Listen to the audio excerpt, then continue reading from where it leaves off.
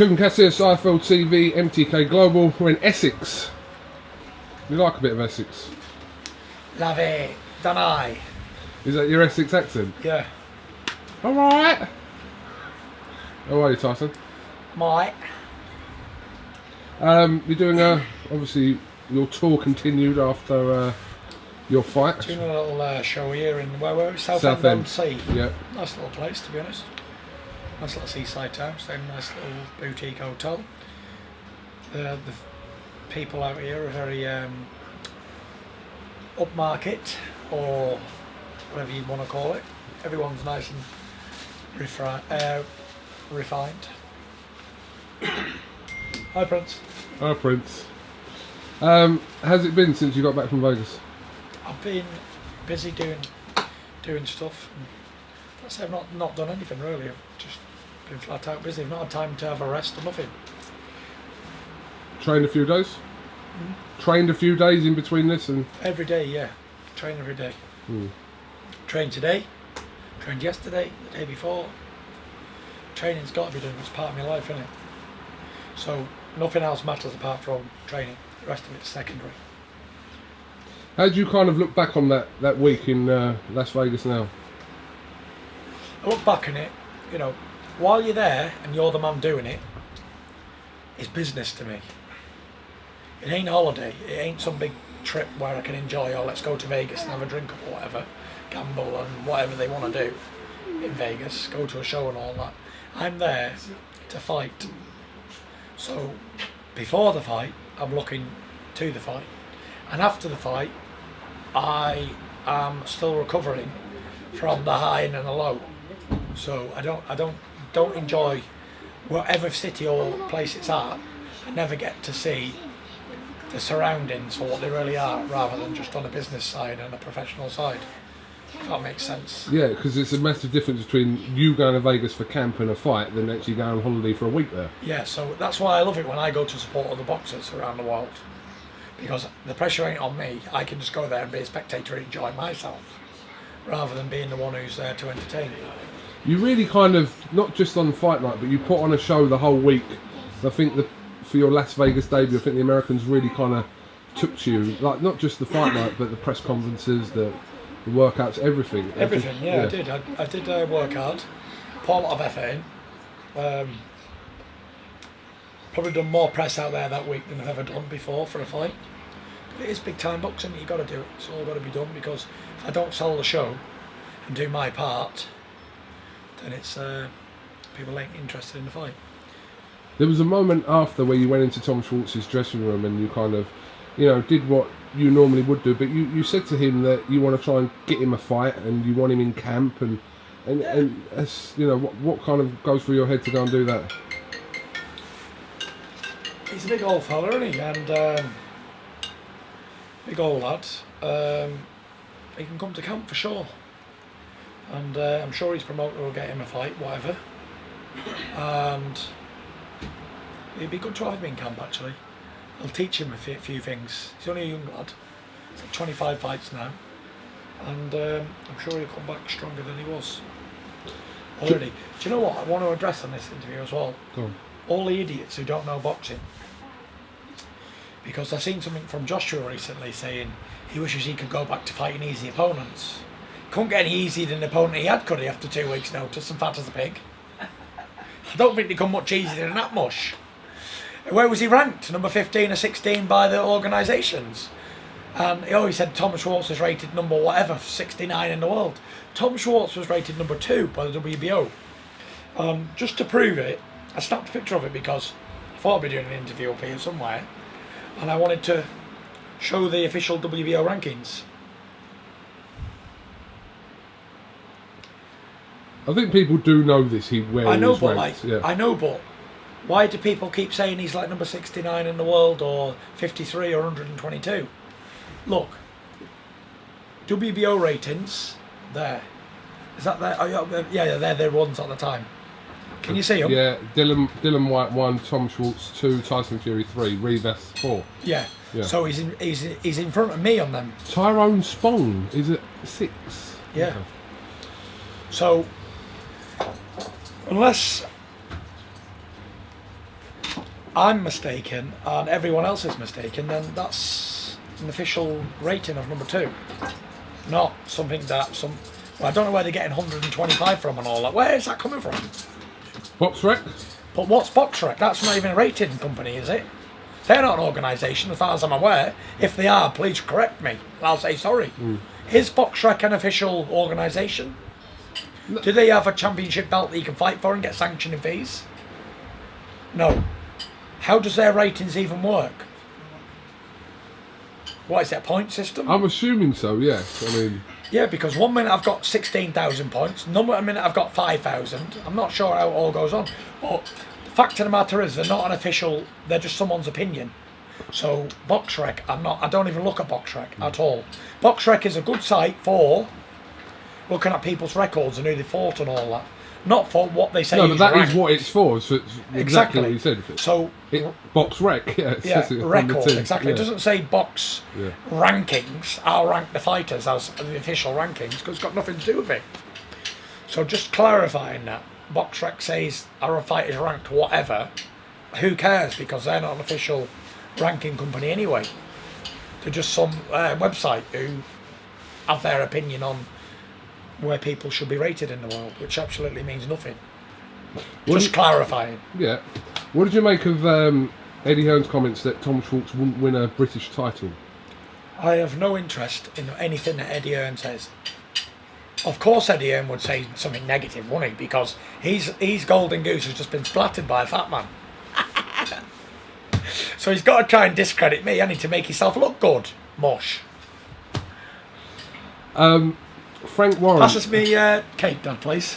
What cake Show is Eddie Hearn how to have a piece of cheesecake. It don't really matter, does it, anymore? Don't really matter if you're chubby, does it, Mosh? Try this cake. Go. This one's for you, AJ. Ooh. It's quite nice, actually. Good. Good. It's not bad. Have you got any more negative questions? Have you finished? No, well, just your response to it. No. Yeah. Oh, that was it. Like, let me guess. Tom Schwartz is rubbish, but Dylan White's brilliant.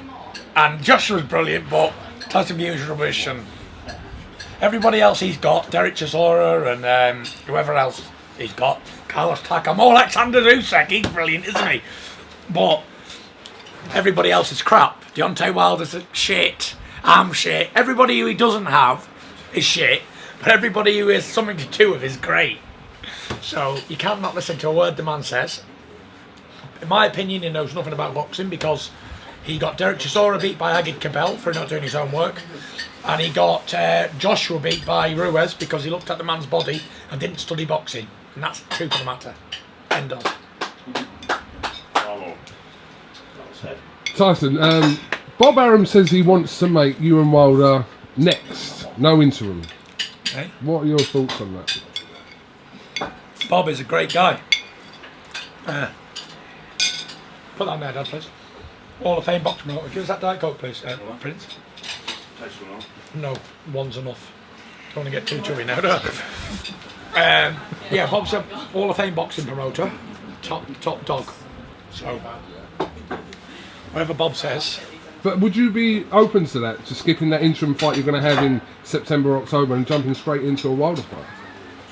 Did I not jump straight into a Wilder fight after 3 years out the ring? Absolutely. Everybody, what was Eddie Hearn saying? He'll never take that fight. That fight ain't happening. That fight ain't happening. He'll pull out. It's publicity stunt. Guess what? It happens. Get over it, Mosh. Is there a possibility of that then? We don't know. Can't tell you. Okay. Frank Warren has also said that you... But I am fighting in October. October the 5th? Yeah. New York City. So September's ruled out? I think so, yeah. Okay. I think Deontay Wilder's fighting at the end of September, 28th of September, and I'm fighting a week later. A week after, October yeah. 5th. Okay. New York City. You fought there... No, you haven't fought there. You have fought there, Madison Square Garden and Steve Cunningham. That's when I knew I could make it, because if you can make it in New York, you can make it anywhere. And if you can't, well, you're absolutely fucked, aren't you? Ooh. Are you open to a Jarrell Miller fight? Frank Warren said that... I'm open, yeah. Yeah. What did you talk about when you saw him in Vegas? He was there, obviously, around the fight, and I just said to do your own thing and forget about what other promoters are saying and whatever. Mistakes are made, regroup and continue. And that's it. I'm open to fight Jarrell Miller, no problem. I've not got no problems with him doing whatever he wants to do in his life.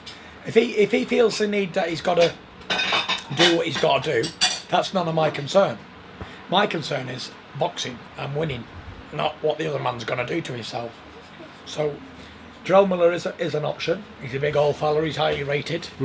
He's 23 stone and 6'4". He's unbeaten in how many fights? 23 fights. yeah, roughly. 21 or 2 knockouts. Yeah. So he's the highest available opponent rated. He's number 3 in America, behind Ruiz Wilder. And I think he's rated highly by some organisations too. And he's popular because of all the scandal. So you could get somebody who nobody knows, but people don't want that. So there is serious legs in that, possibly, as your Listen, fight for October. I'd be open to negotiating with Big Baby, for sure. If you can think of a different opponent. Who else has been mentioned to you then? I haven't spoke to anyone. Like I said, I've been busy at work, doing bits and bobs, but I've not spoke to anyone about boxing. But Jarrell Miller is somebody I would consider. They want an American, so I can't think of any other Americans who will be Kawanaki? available. He's fighting he's fighting Areola. Yeah, he's fighting Areola, yeah. Yeah. Okay. Kawanaki's fighting Areola, but I'd say that Jarrell Miller is more popular than Kawanaki, more known. There's who else is there? Brian Jennings is fighting Joe Joyce. Yeah. Charles Martin got knocked out by AJ in a round, so it's not a fight that I want to take because people will start saying, oh, he made comparisons, whatever. You can't go back to after they've been chinned in a round. Bermain Stavern got chinned in a round by Wilder and then 4 or 5 by Joyce. I can't think of anybody. Who else is there? There's an unknown guy who's highly rated. He's a WBA regular champion, Trevor Bryan. He's 21 and 0, I think. Yeah. 6'4", but nobody's heard of him. So again, Who was being considered as a replacement opponent for Joshua at one point, I think. yeah. Yeah. But again, no one's heard of him. He's not someone that we're familiar with. Okay. I don't think there's any more, is there? I can't think of any if there is. There probably is, but I don't know. What the guy that you sparred? Remind me of his name. Who came into camp and sparred? Who? Christopher Lovejoy. Yeah. What was the story around the sparring? Can you tell us anything about that? Because we interviewed him and he said that kind of how he come to sparring you. But What did he say? that basically he'd seen you and you said to him to turn up for sparring, and you said that he was basically getting a right hander or something, and he turned up sparring, but he didn't kind of tell us any more than that. Is that pretty much what happened? Yeah. That's pretty much what happened. But it's just sparring rumours, isn't it? So the lad was a bit of a tit, really, but still, he's a professional athlete, and to say I knocked him out in the first round would be rude of me. But that's what happened. So whatever. Then I kicked him out of the gym for being a tit. What happened was, this big fella, 6'4" or 5", 20 stone, 18 and 0, 18 KOs, or 19 and 0, 19 KOs. He was rated number something by the WBA, whatever. He was highly rated. And he was saying all over Las Vegas, all in the gyms, the heavyweight gyms, I'm going to knock Tyson Fury out, he's a bum, he's this, he's that. So one of the trainers at Mayweather gym said, oh, Tyson is this guy, say he's going to knock you out, he caused the trouble, yeah, he phoned him up. So he said, oh, say it to his face, say it to him on the phone. He said, I said, you're going to knock me out here? He said, yeah, I am. I said, come down and do it then. So anyway, I wasn't at the gym, and he turned up to the gym, taking pictures outside. Now I'm here to spar Tyson Fury and whatever, and came in with his man on a Thursday. We don't spar on a Thursday. So he said, oh, I thought sparring was today. I said, tell you what to do, come back tomorrow. And I said, I'm gonna knock you out. And I said, if I don't, it don't count. And I said, tomorrow you're getting it. And he sort of flapped it, you know what I mean? He sort of like didn't know how to take it. So he left, and then he come back tomorrow. He was half an hour early, getting warmed up. Ben said, "This lad's here." I said, "Good. I'm giving it to him." And because of he said, "I want you to drop him with a straight left hand in the first round." I said, "You got it." So he come running at me, just went slip, boom, down he went. Okay, we didn't know none of that. All 20 stone of him on the floor. He's a lump. Yeah. But do I take pride in saying about a man who can't defend himself? No. Am I a bully? No. Do I take that as anything, as a victory or anything? No. That was actually nothing. A man who forced himself to get sparred with the best heavyweight in the world when he's not a real fighter. He's something like the man who Deontay Wilder knocked out in the gym in a spar. What's it called? Charlie Zelenoff. He's something like Charlie Zelenoff. But he's actually had some professional fights in Cambodia or something he's had him in. So it was a bit of a liberty really. But he was still 18-0 with 18 knockouts. Okay. Final one. You was there, boys, weren't you? Yeah. Final one. The little matrix move from your fight that's going around. What do you remember about that? It was very pleasing on the eye, shall we say? Yes, I was studying Neo for a while before the fight, and I thought I might go in there and do a few moves. It's one of my favourite movies of all times, Keanu Reeves. Lawrence Fishburne. So I did it, and it worked successfully. Yeah, it's done the rounds. There's something from your fight that always does the rounds, and that seems to be the one that people latched onto. Do you want to know the truth? Go on. On that boxing match, I didn't do a thing Ben told me to do. Ben wanted me to go out and box and take him 6-7 rounds and let him get tired and all that. But I didn't. I didn't want to. I wanted a knockout in America. When I go out for a knockout, if I've ever went somewhere for a knockout, in my mind, I've never not got one.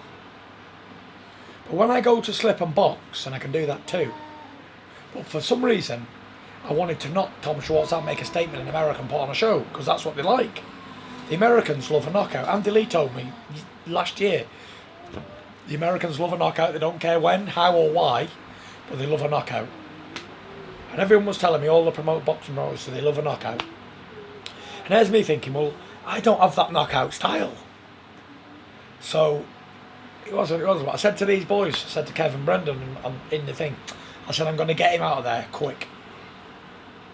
I said, it's going to be either him or me, because this is America and everyone wants to see an explosive performance. So that was that. What was Ben's response to this then? What? To you kind of, not listening to him, but kind of doing your own thing, if you like. What can he do? I got a good victory and it worked. My plan worked. It's a job done. Job done, in and out. Listen, Tom Schwartz hit me with a left hook in the first round and nearly broke my jaw. So I thought, I'm getting you out of here before you do some damage to me, Mush. Yeah. You know what I mean? So I switched up and let the punches go. I was hitting hard all the way through Camp Nou. All the way through. Like, I never really done no bad in sparring. I've done very good, like, I was strong and fit. So I was letting everybody have it as well from a southpaw stance. Coming back, slip, boom, straight down the middle. And that was it. So I wanted to attack. I wanted to be aggressive, and in America, where you have to. And I did what I had to do. And I got a good stoppage win from the southpaw stance. Wow. That was that. But it was what it was. Can't say much more about it. I was happy to get him out of there. Won't get paid for overtime is the old cliche, so there you go. But it wasn't my style. It wasn't my style, was it? Like knocking someone out in 1 or 2 rounds. Because people kept asking you during the week, are you here to make a statement and put on a show? And you kind of said, I said no. Yeah. You said no, yeah, that's right. But I did, and that's it. The whole thing is, everybody, Tyson Fury can't punch. But Tyson Fury's the master of boxing, yes. But to say Tyson Fury can't punch is an absolute joke. I believe I hit as hard as any heavyweight in the world, if not harder. But my style isn't to get hit and hit them back. In order to throw heavy bombs, You need to plant your feet, bend your knees and let them rip. But when you do that, you can get them back, like we saw Joshua did on the weekend, like we saw Dylan White did when he got done by Joshua, like we saw so many times over the years. He who tries to land bombs usually gets chinned, or the other one gets chinned. But a man who boxes, look at Klitschko. When he tried to get people out there in the beginning of his career, he got knocked out 3 times. But then all of a sudden he started boxing behind his jab and his defence and moving. Then he went 11 years unbeaten until he met me. But I'm a master at that style, boxing, moving, not getting hit. So the thing is, I think to myself, why do I want to put myself on their level, a lower level, a brawler's level, to please everybody else? But sometimes I like getting involved in a fight. Sometimes I like to go toe to toe and have punch for punch with somebody. Not because I can't or I don't want to, just because it's a lot easier for me to hit him and he don't hit me back. It's called sweet science, it's called boxing. But I can have a trade up with anybody. You can ask anybody who I've sparred. I'm the strongest man in the division, by far. Sparred them all. Everybody. And I am the strongest out of all of them. I'm the fittest. I'm the gamest. Okay. No, I'm not about lifting weights strong, like benching 300 kilo or whatever. But if I grab hold of you and you start wrestling with me, it's like wrestling with a T-Rex. You will gas. You start trying to rip and pull me about 19 stone and 6'9". I'm as wiry and strong as a bull. Trust me. Ain't it, Dad? Gas. I've never met anybody who can have a wrestle with me and not be fucked after 2 minutes. And that was the silly thing, really. I never got into much grappling with Deontay Wilder. Never. It was a clean stand-up fight, and I never used my advantages. But I don't know if I grabbed hold of him a couple of times, his little legs would have went.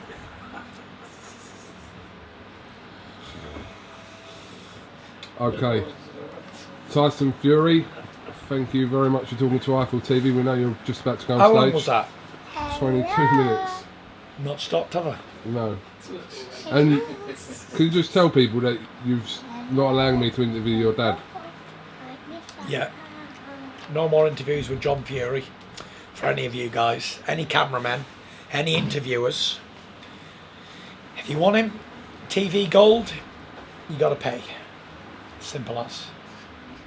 So there's an option to pay? Yeah, it's £1 per view. And considering he does hundreds of thousands of views, I think he's quite expensive. What a businessman. I was about to say something about them over there in a minute. He ain't a good businessman, is he, really? Look. Hello. Thank you very much, talking to Eiffel TV. All the best. And yeah, enjoy your time here in Essex. Will do. Hi. You got anything to say, Prince? No.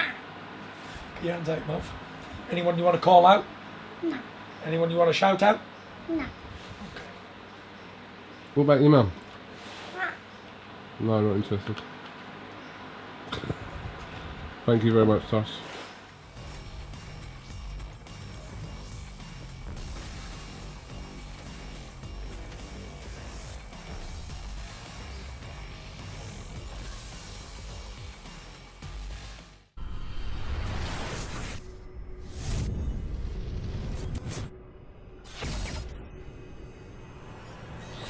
Seems to be reaching the top. We're reaching the top.